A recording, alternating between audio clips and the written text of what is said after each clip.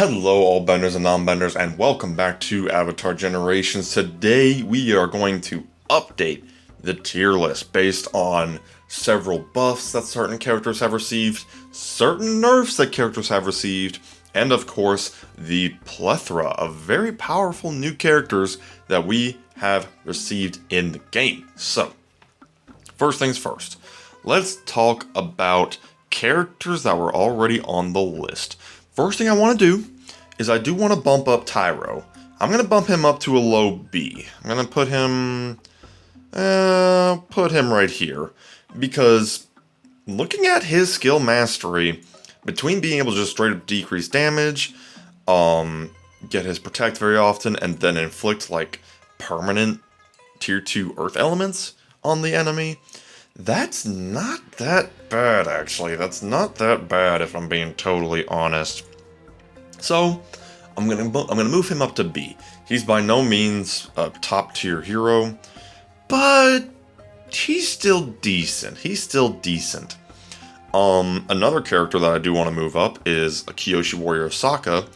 He aged very well. I'm actually gonna put him right here under Peace Aang for now. Also, I kind of want to move Peace Aang up a little bit. I'm going to move him up to... Actually, you know what? Here's what I'm going to do. I'm going to move Peace Aang up to here. I'm going to move... Zuko, move him up to here. Because with the defense balance, Fire Nation Zuko came back in a pretty massive way. That man can do some damage. So yeah, let's see here. The mounted soldier here, I'm just gonna put him in D because we do have him now, and sure enough, it doesn't really do anything. So, whatever. Okay. Taking a look here, there are a couple characters we do have to knock off their perch from the S tier slot, and don't worry, we'll be filling out the S tier slot very well in just a second. But I have to demote Rider Zuko and Zin Fu. It breaks my heart, but after the defense balance update, they are not nearly as high as they were. They're still solid A tier. I'm gonna put Zuko... let's put him... Would I call him better than Kiwok?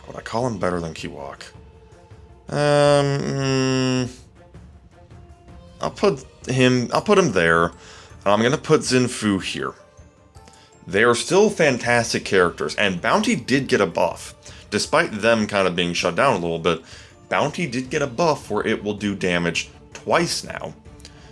But without that defense being able to turn them into the brick walls that they were, they're not quite as meta in Arena as they used to be, but they are still fantastic characters. Zinfu is one of the single best options to take on the Boomy boss fight, so definitely something to keep in mind there.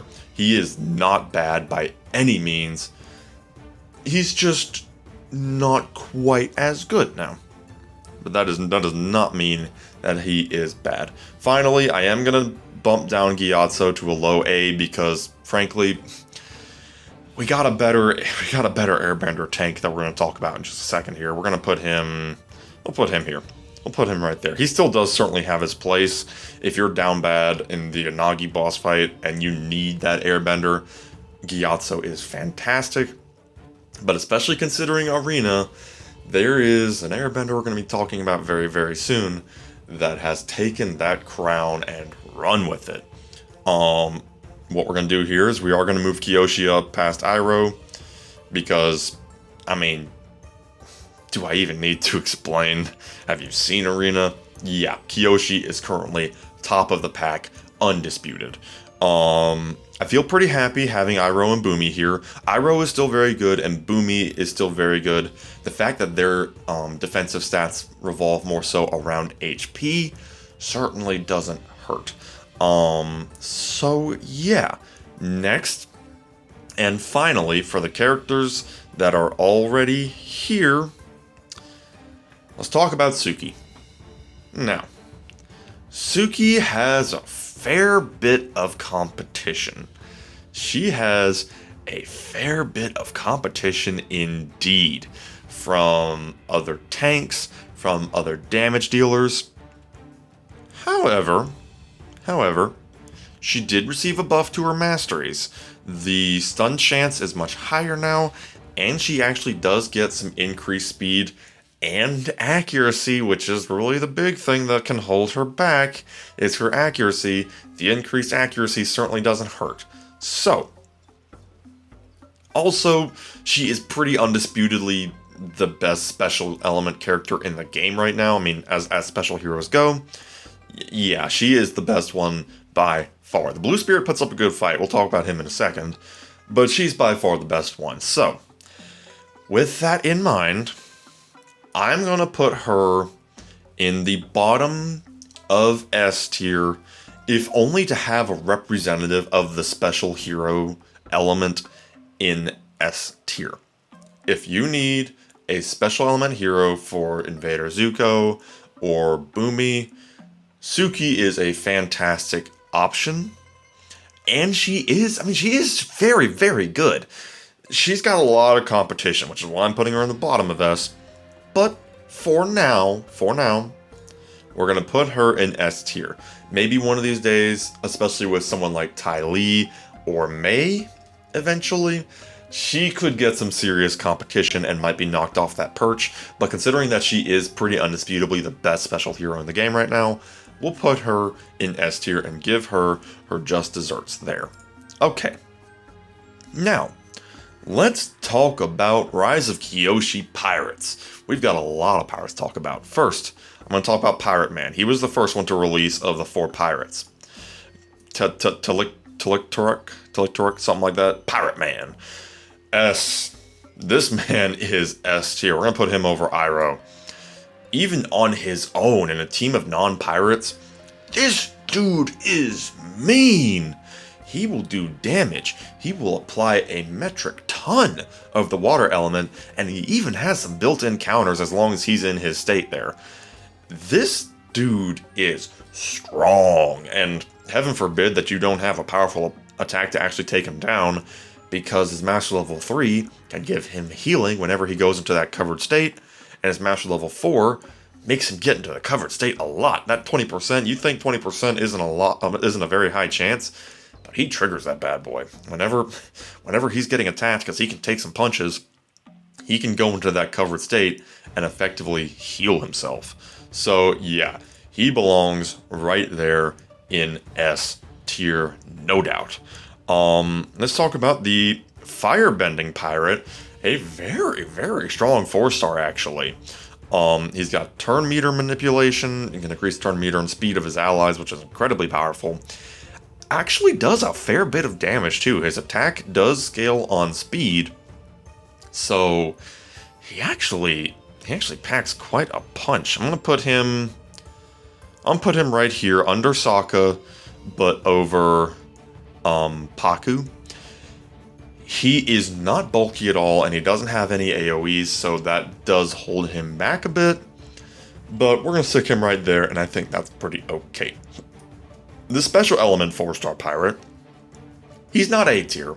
He has a lot of competition for that pirate slot, and he doesn't really do a whole lot of cool stuff. His basic is kind of weird. And the Ensnared State, while certainly useful, it's only going to take you so far. I'm going to put him over the Umashu Soldier.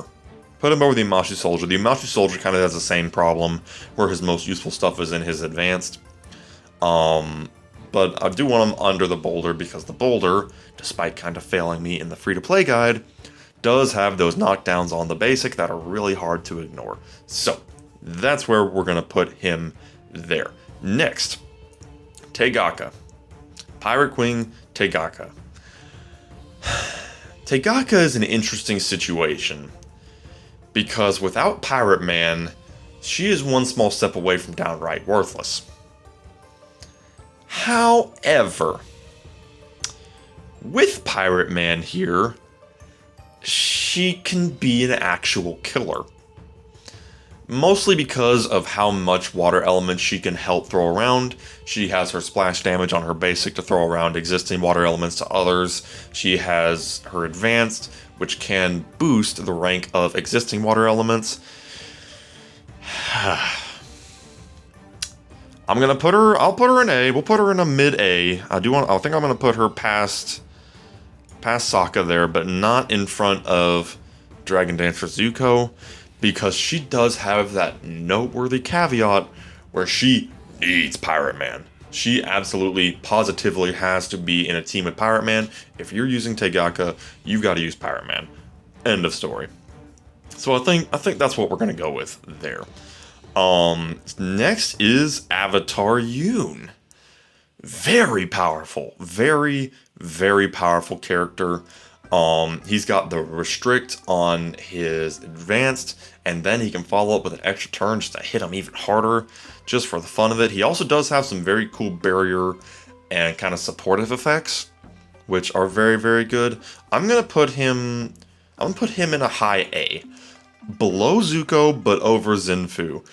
Fire Nation Zuko got some love, and I have a hard time putting a character over him. Boquin 2 is also still just a brick wall, even with the defensive balances. The man holds up, so I feel like Yoon belongs right here. You don't see him a whole lot in Arena nowadays, except for some high-level teams that are really well built. But he is no slacker. He is very, very powerful. Okay, next. That airbender I was talking about earlier, Kelsong. This man is a staple of arena teams. He is an extremely powerful airbender in a game that does not have a lot of airbenders at the moment. Who'da thunk it? A game based off of a show that says Avatar: The Last Airbender?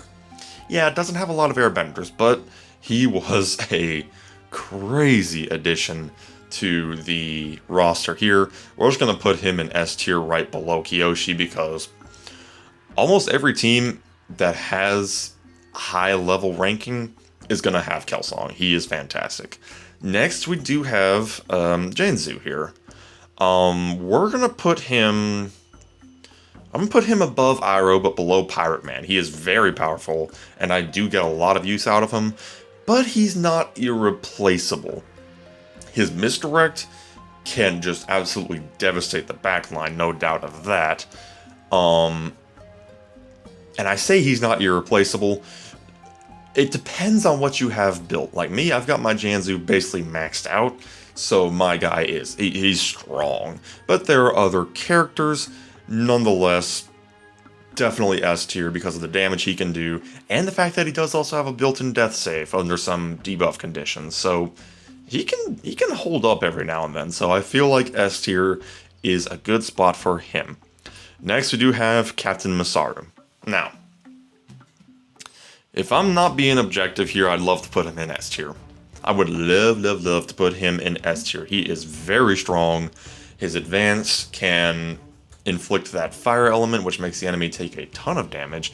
And he can even get the echo sometimes, which grants him some extra turns on a good day.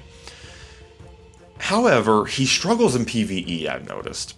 The fact that in PvE, the enemies don't have as much defense, which and keep in mind, he can bypass defense. He bypasses damage reduction effects. It actually makes him not hit very hard in PvE, funny enough. He's still good, don't get me wrong, but he does struggle a little bit outside of Arena. I've gotten a ton of use for him in Arena, but he actually does struggle a little bit. That said, I'm still going to put him here over Fire Nation Zuko, because I love him in Arena. He's got a death save at turn meter level, or excuse me, at skill master level 4. He even gets some turn meter manipulation. I think we're going to put him right there. Finally, the Blue Spirit was officially released, so we do want to rank him somewhere. I'm going to rank him in A. We're going to put him definitely over Sokka. Yeah. See, that's a tough choice. He's a very powerful special hero, but there is some competition up here. I'm going to put him right below Katara. Offensive Katara here, 5-star offensive Katara is still exceptionally strong, but I feel like this is fair. I feel like this is fair here because he can unleash some pain in Arena. He really can, and of course he's exceptional in PvE as well. That is what we have for the tier list here. That is our current update. I feel like this is pretty good, but let me know down in the comments below if there's any characters you think I should have given a little more love, a little less love. I would love to hear your opinions and your thoughts. Also, if you haven't already, please subscribe, would help out the channel a lot, and we shall see you next time. Have a good one.